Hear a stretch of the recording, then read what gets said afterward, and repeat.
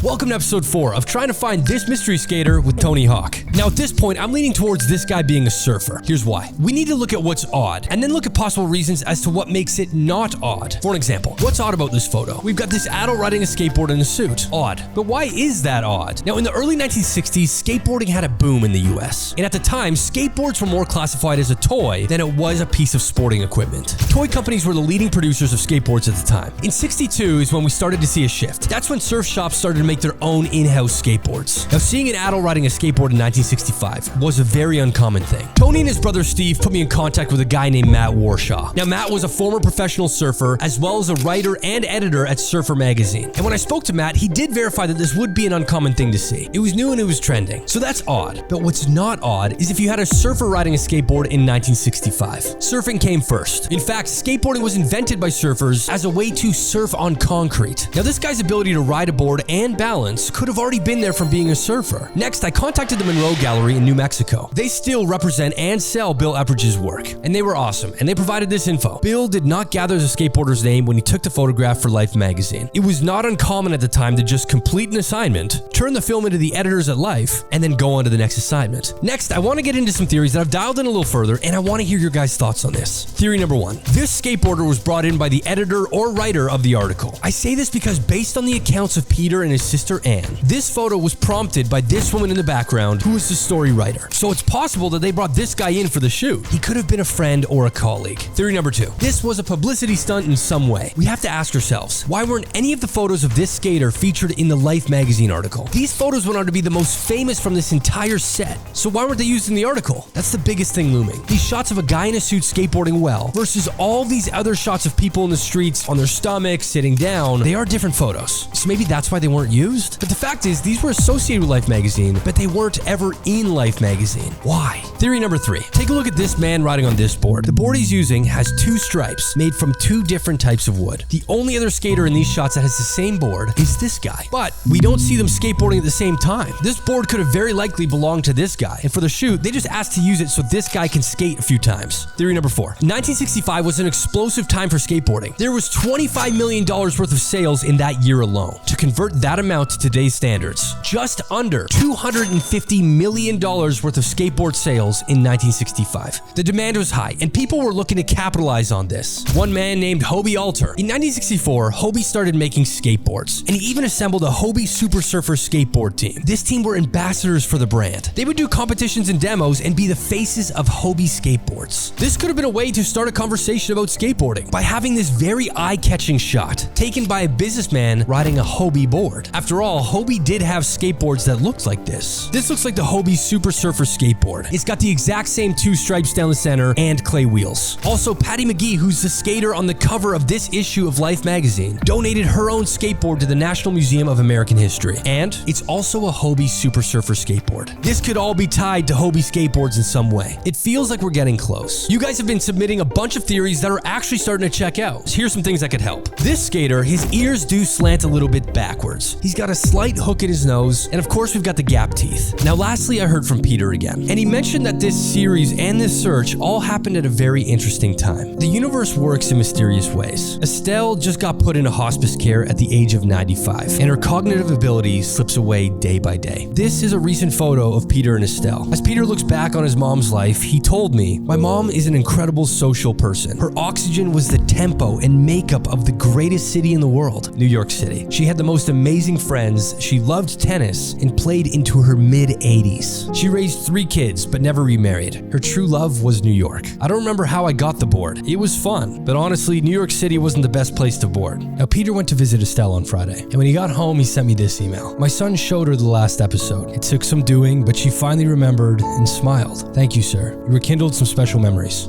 Thank you." I don't know what it's like to lose a parent, and I'm so thankful for that, especially if it's a process that takes some time. This whole search is bittersweet. It's bitter because I finally got the opportunity to work with one of my heroes, and there's nothing more that I want than to be able to figure out who this guy is. But where it's sweet is what just happened with Peter and his mom. Because of this series, we were able to give him another moment with her, one that daily is only getting harder for him to do. It's obviously a very emotional thing to get an email like that, and if that's all that comes of this moving forward, it's a win. This guy can still remain a mystery, and we're all gonna be okay. But this guy is cherishing every moment he has with his mom before she's gone. And if we're able to revive a memory that they can share together, it's infinitely more rewarding. I know this series has been about this mystery skater, but this weekend it took a beautiful turn and it created a memory for these two. So, you know, we have this photo surrounded. We're talking at Central Park where this photo was taken. We've been talking to the former editor-in-chief of Life magazine. We're talking to people from the article that were there the same day. Working with Tony Hawk and his brother Steve. Getting involved in the surf community. Now talking to editors of Surfer magazine. We're talking to the New York Parks Department. We're talking to the gallery that represents Bill Epridge's work, as well as his wife. We're dialing it in. And at this point, we can now start to develop theories. Now at this point, I believe the next episode will come out when I hear back from Central Park. I do have some other leads that I'm working on currently, and I've started to find some similar faces. So with that being said, I don't know when the next episode's gonna come out, but it's gonna be within the next week. Thank you so much for everyone that's supporting this series and taking part in the search. Thank you so much for watching, and be sure to like and follow for more fun videos like this, and I'll catch you in the next one.